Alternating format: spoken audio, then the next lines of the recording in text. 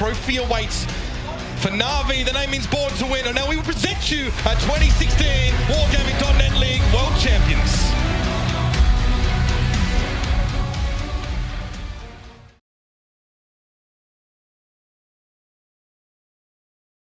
This is, in our particular case, this mostly coming from the players. When the game was released, and was obviously became very popular in some parts of the world, and then in the other parts of the world. In addition, players, millions of players, they wanted to be competitive. They started making their clans. They started organizing some homemade tournaments, and they started pushing us, you know, to institutionalize it, right? Mm-hmm. That's why we introduced clans, clan wars, you know, strongholds, etc. And the same esports. So, like the esports teams came to us and said, "Hey, what about tanks?" And this game has enough critical mass to generate professional teams, and we see the best of them, 12 best teams yesterday and today. So it was natural movement. Let's put it like this. There was no one day when I say, "Hey, we should be esports." It's a very natural movement pushed by players.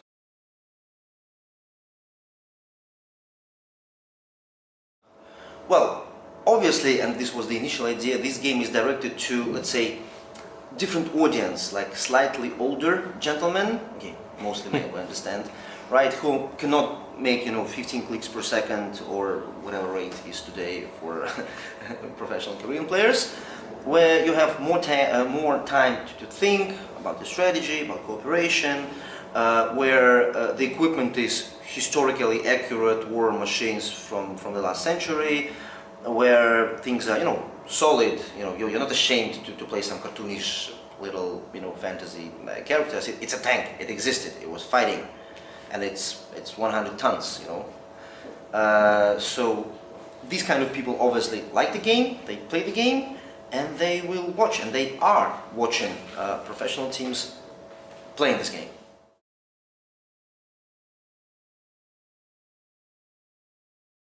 Well, this is just new step. This is new reality, new media, new ecosystem, which is, by the way, very natural. It is, you can see parallels with, let's say, football. Mm-hmm. You know, it used to be some, you know, football today and football, let's say, even 50 years ago or 10 years ago, is different. You know, how many billion or two was watching the German victory in Brazil? You know. Mm-hmm. It's esports is going there too. Of course, not only because of World of Tanks. I was very much fascinated. I went to Berlin to see the finals of League of Legends, Mercedes-Benz Arena, massive show and viewership and everything. There is no way back for esports. Mm-hmm. With us or without us, it will go. Of course, it will be with us. So we are riding this wave, and we are helping to create this wave. So in this particular case, like Riot Games or Dota, us. We're not competitors. We're kind of creating this new reality, and very soon it will come to major TV channels. And you know, almost every week there's some announcements. And now on Bloomberg, like hiring of ESPN executives, and you know, moving to TV. And buying of Twitch by Amazon. These are all very aggressive, big, and exciting moves.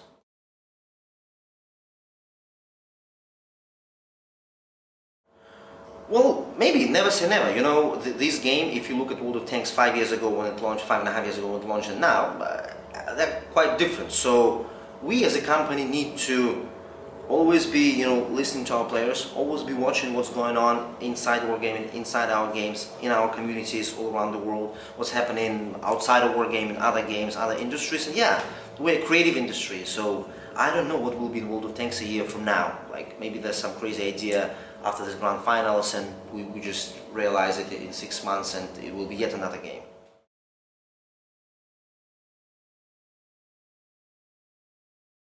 No, this is more of a, let's say, long-term strategic play. Grand finals, it's not the only thing. It was 10 months of fighting in tank battles before that. So it was approximately 850,000 players who started playing all the way, and only 12 teams came to Warsaw. So of course it has ripple effect. So yeah, people watch every time. I mean, 3 years we're here in Warsaw. This is year number 3, the game is, the esports component is getting better and better. We have more viewers, more visitors coming, bigger venue, more press, and more viewership online. And we constantly, it's not happening on its own because we always changing. So this time we made the rules about this, defense, attack, 2 bases plus tier 10 tanks, which I think made the game more spectacular, more fantastic. So yeah, we already see increase of number of viewers, and we expect the final match will break our records.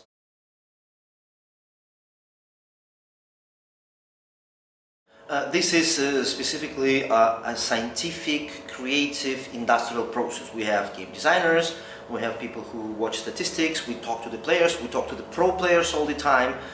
So it's there are many decisions. Some of them are good, some of them are not so good, some of them are taking too much time, some of them are risky. So it's a ever balancing thing. If you look at the game itself, we have already released more than 60 updates.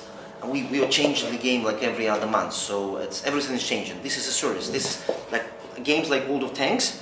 It's not anymore a game which you put on the box and put on the shelf during holiday season. It's lifestyle for many countries in the world already, and for many people. It's a lifestyle. So it's a game where you play whenever I want, wherever I want, and it's a service around it. Esports, meetings with the players. Historical, kind of supporting historical institutions like museums, veteran organizations, etc. So this is a lifestyle, and players enjoy it.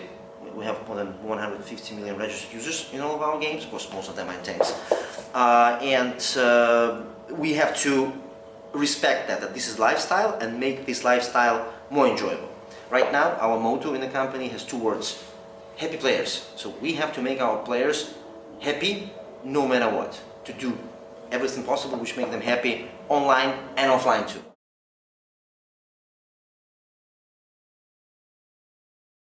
Yes, our audience is our players, and if audience, for example, watching this is happy, we're happy. If they, for example, why are people watching football? Why are people watching finals, esports of any good game?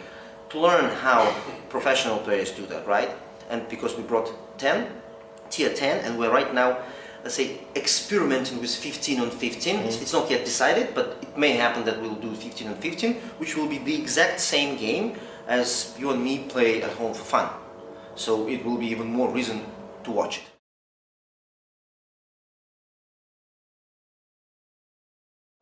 Yes, like any creative process, there's yin and yang always. That's why we have this dialogue. We have creative people inside Wargaming, we have lots of dialogues inside Wargaming, we have too many creative people, and we have dialogues for our community with the players and through our esports department with pro players. So it's a never-ending, again, lifestyle kind of discussion.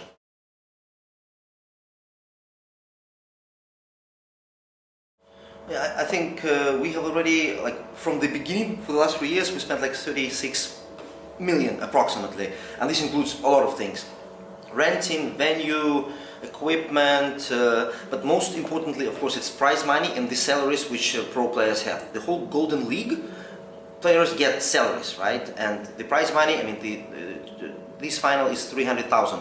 A lot of money has been given to players on preliminary kind of stages. So again, I may not know all the details. As I mentioned, we have 50 people working just for this competitive gaming, this esports. So they're doing this every day, and if something needs to be changed, they're changing it. But yeah, it's big investment.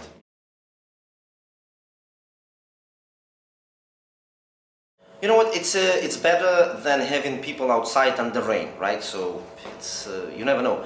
But for esports, you understand. Okay, this is Oscar. This is physical presence. Very nice. It's a good opportunity to talk to the media, to see the players. But the majority of eyeballs are online, and both for us and League of Legends or whatever Dota, that is. I mean, we all know that this is the most important thing. Like how many millions will watch online.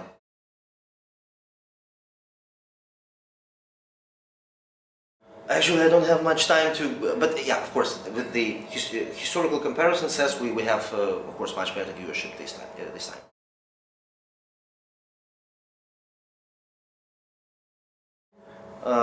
It's a tough one. Frankly speaking, I don't know all the details of that. But you know, our game, like I play this game with my 8-year-old son. We played in Cyprus, so it's a good game. So my wife or myself would not allow my son to play it, and he started from the age of 6. This is a good show. We don't have blood, we don't kill people, it's just machines destroy each other in this particular case in competitive environment.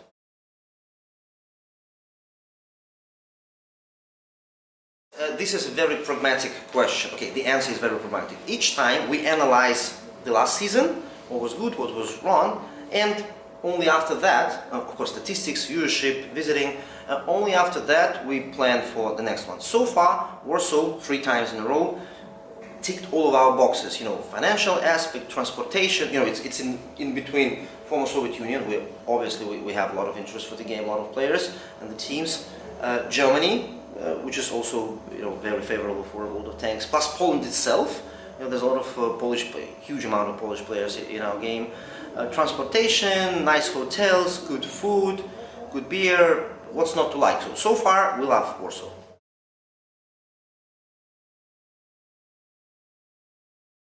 Thank you very, very much.